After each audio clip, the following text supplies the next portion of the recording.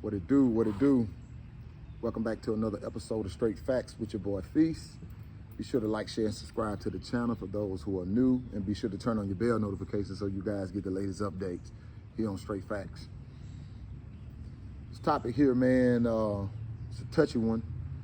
And I had a young man back when I first did some content back here about a year ago that asked me to do a video on black on black crime and black on black situations.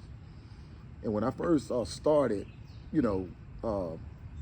shooting content, I didn't want to jump in the game just stirring that kind of pot, in the beginning, even though I feel like it's one of those conversations that need to be had, right? That we need to have. But so we're going to talk about today, and I hope this young man, this video, it reaches him, because he did ask me to do a video on it when I make time to do it. But why do black people hate each other so much? Why? Why do we hate each other so much?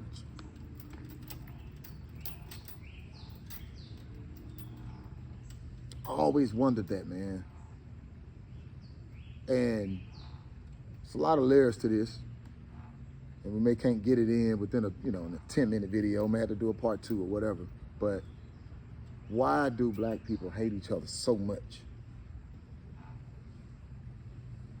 And this goes on, been going on, and I think there's some truth to when Charleston White said when segregation took place, back when Martin Luther King fought for segregation, and we got segregated to where we didn't need each other anymore.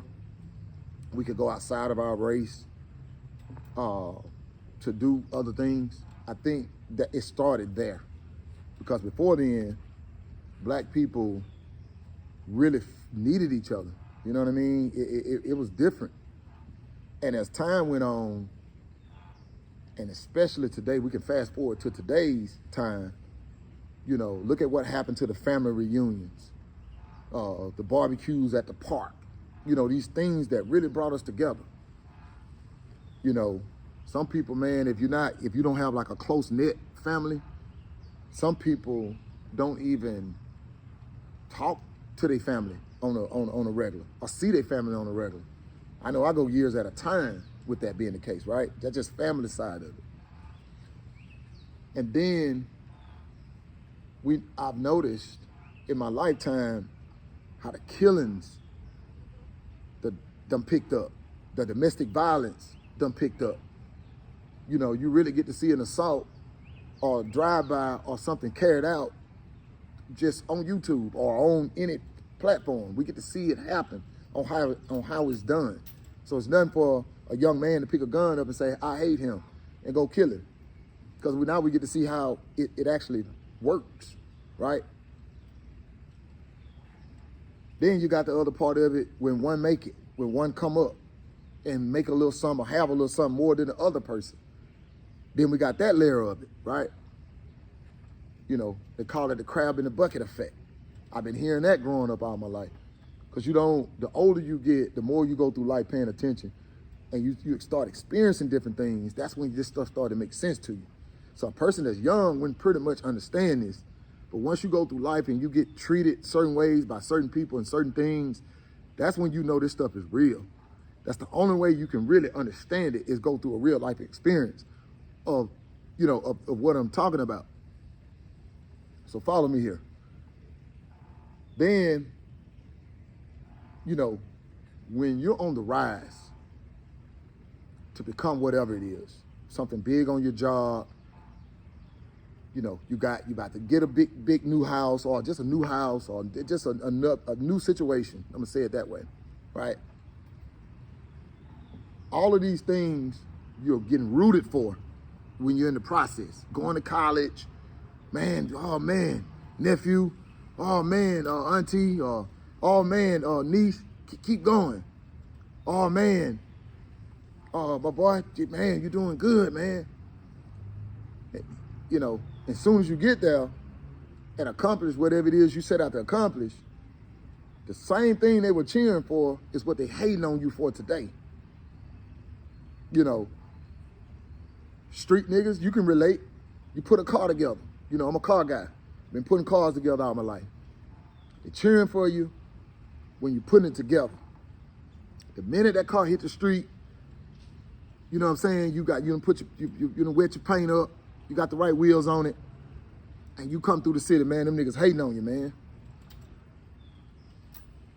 And don't lose a step in doing that. Because they judge on what you got going and not what you had. So you can't even live off what you have done.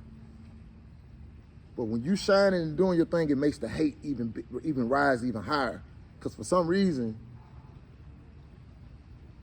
a lot of black people think we're so equal that we all should be on the same platform. We all should be on the same level. And that's far from the truth.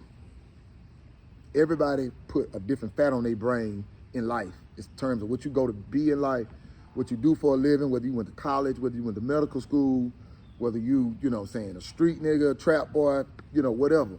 Everybody got a different experience on what they, you know, when you get into your career and you know, select your occupation or whatever it is you're gonna do with your life, it's a different experience. That means we all experience something different.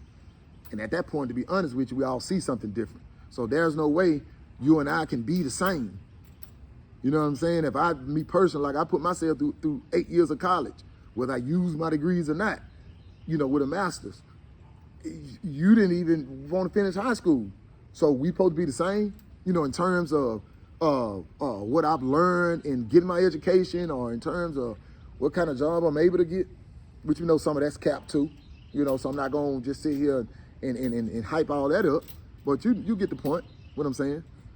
So you got that layer of it. You know what I'm saying? And then when the killing started to happen, man, and you get to see this stuff, man, you know, ain't nothing bigger than killing somebody. You know what I'm saying? So if you hate somebody enough that you'll kill them, man, come on, man. I don't think we can ever turn that around. Because I haven't seen many people go from not liking somebody to liking them again. With us in the black community, if I don't like you, I don't like you forever. You know what I'm saying? Unless it's family, you know, and people fall out all the time. You fall out with siblings, you fall out with your cousins, you fall out with your uncles and aunts. You know, people fall out, man. We don't stick together with nothing. And then we shortcut everything. You know what I'm saying? If you ever, you know, dealt in the streets, you know, just even me coming up, you know, a street nigga was glorified, right? That's what I wanted to be. I'm saying they the guys is getting the women. They come through in the nice cars, man. That's what I want to be at a certain point. So I jump in the game. That's what I want to be. The minute I jump in the game, had a nice plug out of Texas on weed, and as soon as I jump in, I can start catching charges. Even caught a charge on I-10. But I'm thinking this is what I'm supposed to be. So when they say it's a trap, it's a trap. That shit real. So, you know, in the black community, man, we talk these things and we led to the fact that we think this is what's cool. Well, I'm about to throw my life down the toilet. Just jump in and man, and it'll just go left. But what I learned in the time I was in the streets hustling is that, man, everybody's shortcut. So it's no surprise to me when somebody come up dead and it's street related. Yeah, hey, man, what we talking about? RIP? Let's put the t-shirt on? Because if you dealt in the streets, you'll understand why things happen the way they happen. Yeah, so I'm talking to you too. You know, man, it's real. You know, it's shortcut, it's cutthroat. It ain't no love. Cousins mess over each other and brothers and stuff all the time in the streets. So when you add all of these things up, I'm saying, man, even if we can, man, let's take it to church. Yeah, let's do that. Even in the church. If Deacon got on a better suit than you or the next person, that's a problem. If this lady wearing a nicer hat than this lady over here, that's a problem. So now we competing. And then we want to see what each other driving when we let out of church. You know, the ones that's really riding nice, they're going to park a certain way to make sure you see that. Then on top of that, you got the pastor kind of peeping out what you're driving. So they want to make sure that what you put in the collection plate is conducive to how you live in your life. Yeah. All black on black, man. It's envious all the way around the pot, no matter how you stir it. You know.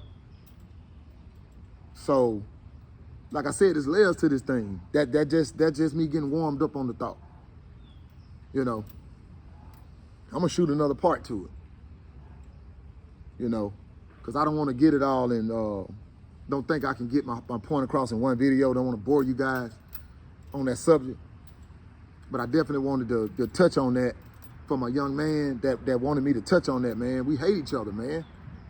We just pretend and go through the motions, man, but all it takes is for one little thing to go on in our community, man, and we hate each other almost to the point of death.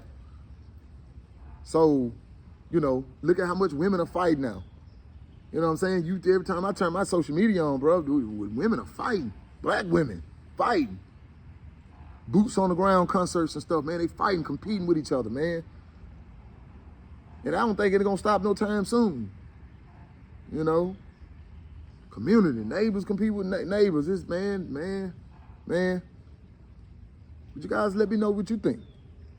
You know, will it ever change? Can we do something about it? Oh, it's just so far gone that it's one of them things, man. It's gonna be this way until we die, till we gone. But for those who are new, be sure to like the video, be sure to share the video, be sure to subscribe to the channel. Another episode of Straight Facts with your boy Feast. Until the next episode, 1.